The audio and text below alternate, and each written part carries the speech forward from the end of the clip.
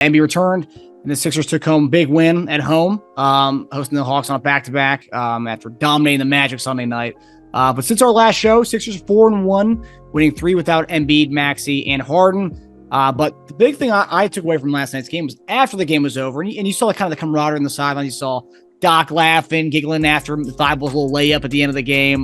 Just a lot of love and a lot of good things going on. Stuff that we thought was going to happen going into the season. Mm-hmm. But Embiid after the game praised Doc and the coaching staff for the team's success while being shorthanded. So my question is, I know everyone in the Sixers Twitter world loves to hate on Doc, and everyone, I think this is kind of a made up thing from Sixers Twitter land is, Doc being on the hot seat.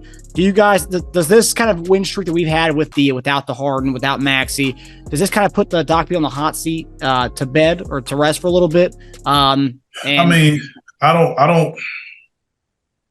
think it's a situation where, unfortunately, it's going to be how the team goes is how the rhythm of people see Doc. As long as we're playing like this, yeah, it's going to go. If it goes south again, then all those whispers and talks will come back. So I don't really think it's the end of it. It's just they don't have very much to say right now because of the situation. They're playing well and everything's moving well. And, we have guys that are injured and the team is still playing well. So that has something to do with players. That has something to do with coaching. And, so you can't criticize it when the production, everything is going well and guys are playing well. So you can't criticize that. So if you have that situation, you have to understand that, it's a process. And not the old process. I'm saying, it's every 6 years ears perk up when they hear the word process. Yeah. It's a process in getting guys back healthy. So even sometimes when they come back, it's going to take some more time, to get back in that rhythm. What do you do with Shake when Maxey and James come back? You know what I'm saying? He's playing really well, so it's tough. The roles and everything change. Do you keep those minutes a little lower for those guys and increase Shake a little bit? And that's why I'm saying it's a process to getting to the point where we ultimately want to be. But I think having the guys play as well as they can, they can produce. I mean, we had an episode not too long ago when people were talking about how our bench wasn't producing. You know what I'm saying? And now they come and produce, extremely well, when it was necessary.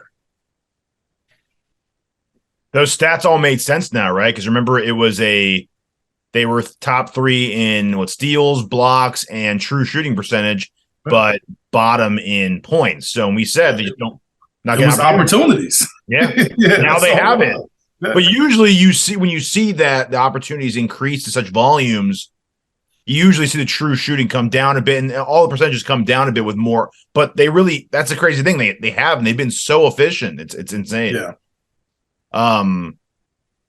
So I've said it before. I'll say it again. We've all said this on the show. Doc knows how to win games with men down. He's really good at it. So we're 10-5 this year when at least one of our big four is missing. So Tobias, Maxey, Harden, Embiid. At least one's missing. We're 10-5 this year. He knows how to win with less talent on the floor. We've seen that in years past. That Tobias Clippers team that made the playoffs as an 8th seed.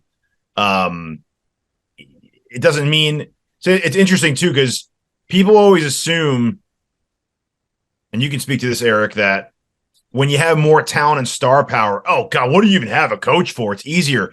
You can make an argument that it might even be harder because you can't just call the best play sometimes. You have to factor in, oh my gosh, we have to get that guy the ball. He hasn't been getting his touches. He needs to touch the ball more. And it kind of takes you out of just it becomes a lot more managing than coaching.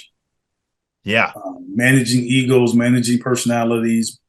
So yeah, I mean, I get it when you don't have that and you have guys playing now, you have guys that are more defined in their role. So even though they're starting and they're playing more minutes, they still are. The structure is still there as far as game planning and what you want to do. Like they're not going to go outside their range or their structure very much. So it's defined. But more than anything, you got to get a guy's credit for stepping up and playing well. I mean, God, they did it. They played well. They played like a cohesive team and group and defended. Looked like they were having fun. So, I think Doc, did a good job preparing them. The guys stepped up and performed better than we all thought they would. Absolutely, yeah. And I love what Joel and I know that they beat an Orlando team that I thought, that we would down there. They would give us some trouble because of their size and playing, beating some good teams and playing, well on occasions. I thought that would be a tough look, but hey, when you're rolling, you got it going. You give yourself a chance. Mm-hmm. And we said Embiid wears his heart on his sleeve, right? Like he always tells you where he stands. That's why when they had the whole Harden and Embiid having problems, BS Pompey report, it was like, nah, I don't believe that because Embiid's pretty honest. Like he doesn't pull punches. He says pretty much how he's feeling. So if there are problems, he'll say it. If there are no problems, he'll say it. So it was nice to hear him give coaching credit and just it's nice to have that positivity from your best player, right? Yes. I mean, yeah, whenever your best players are, people always say your hardest worker. I don't really understand how they're, harder work. Like other people don't work hard. I mean, they work hard. They're just better. But whenever they are your people that are willing to do all the things that's necessary to win, and they sacrifice themselves just like everyone else would sacrifice their games. Majority of people on the team have to sacrifice their games. A lot of the star players don't necessarily have to sacrifice their game. They may have to make sacrifices, but not their game.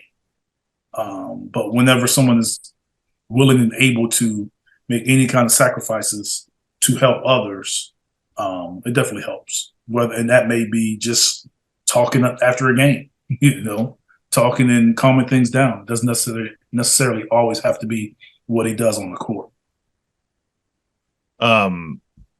Real fast as a side note to the last night's game, you think Embiid gave a little extra smackdown on that John Collins block because he remembers that poster that John Collins gave him? I mean, if he's anything like Shaq, he remembered it. So, I think Embiid definitely remembers stuff like that. It wouldn't surprise me. Those guys, guys in that league don't forget very much now. You remember stuff like that. The thing is, and it's like you just don't seek the opportunities. They got to kind of present themselves. Mm. Oh, and that was right there too. That was right there. And you know what? They reviewed it just because he smacked the ball really hard, but like there's nothing there, man. It's like, come on. Don't review a play just because a player gets up crying about it every single time. Like, come on. That's where it's at now. They need to do those quick reviews like in the NFL. They get those things done quick. Like, nope, not a first down. Go back, respot it. There you go. Play. I love that. But I love seeing him spike that. That was great.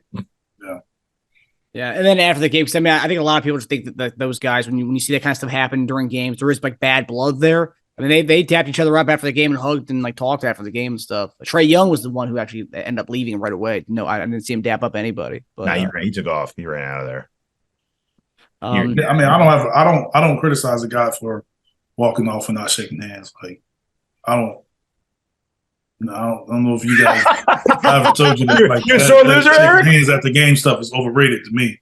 Oh, yes, but see, you're part of the old school that you don't have a player up, you don't do any of that stuff. I mean, even with little kids, I think it's overrated. I know people criticize me for that. Yeah, it's not. I mean, wait, hold on a second. You ever coach your kids? Little league games? Were you ever a coach? Yeah, I coach my little kids in basketball. I make them shake hands. Okay, they go through the handshake line, but I don't think it's necessary.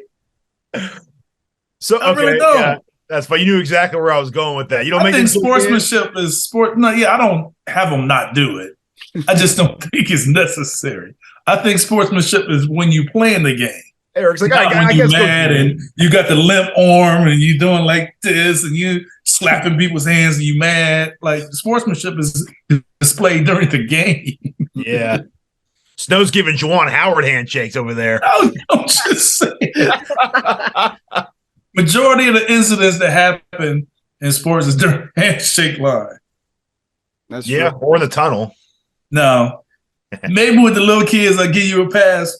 But with older people, I don't like college. The G League did it and all that. I don't believe in it at all. Like, no, just go to your locker room. It is forced sometimes. You're making people do it. Like, they don't want to do it. They do it on their own. Like, you're requiring them to do it. So if you're requiring somebody to do it, it's not authentic. Yep, I agree with that. It does seem a little forced sometimes. But it came more normal to your era, though, of playing. Like, they were more competitors back then. Now they're all buddies and vacation partners. That's the problem. They're not really they're not as competitors anymore. They're all like their friends. I get it, but I just like if guys are going to do it, let them do it. Let them do it. Yeah. But let's not make them do it. College, like, in college basketball, they make you line up and then shake hands, but college football, they don't. Why don't they? Because they're more inclined for something to happen. Yep. Yeah. That's why they don't do it in football. True. But I'd say, like, with the way things are now and everyone's buddies, it makes it more obvious now. Like, a lot of people are buddies, but they aren't all buddies when they get off that field when the game's over. It's true, but it magnifies it more when a guy doesn't say "good game" anymore. Because you're like, you're friends with like you get off. Yeah, it's like people are buddy, but you got a lot of people out there, man, talking a lot of trash and doing a lot of stuff, and somebody may think something's dirty, and I'm just saying, like, people can say whatever, how they feel. I don't have a problem with people that feel like it's okay. I'm saying I think it's overrated. Yeah. Especially with older people. And they wanted to win kids and all that, yeah, y'all can have all that, but I guess, all right, kids, go over there and say good game. Everybody do it. You teaching them. But, go get your juice box. Go get your Cheetos and go say good game. Yeah, get your snacks afterwards. Most of them, a lot of them, some of them care they won, some of them don't. Some of them crying, some of them can't wait to get that snack and go home. But you build it. I get it when you're younger, but I don't get it in high school. Yeah. So from high school on, you say no more. Maybe middle school, but I definitely don't think you should do it in high school. Like, I think high school is like if they what about the old school baseball ones? Was it 2, 4, 6, 8? Who do we appreciate? And the other team, and they cheer. Maybe Little League. I thought I was a Little League kid. I thought that was stupid back then. I was like, man, we're doing like a song about our team now. Like, come on now. Like, I think slapping each other's hands is enough. You don't have to do a whole like song and dance about it. Come on. Yeah. Especially Yeah. All right, man. We can move on. Y'all know how I feel about handshakes. All right. So Eric's not a fan of the handshakes after games. So clear. I will say high school and football after the games, I remember the most times there was kind of any kind of scuffles was in that line after the games. Oh, you don't have to tell me. I already know. You didn't tell me. If you told me most of your scuffles during the game, I would have said the handshake line. Yeah. I already know that.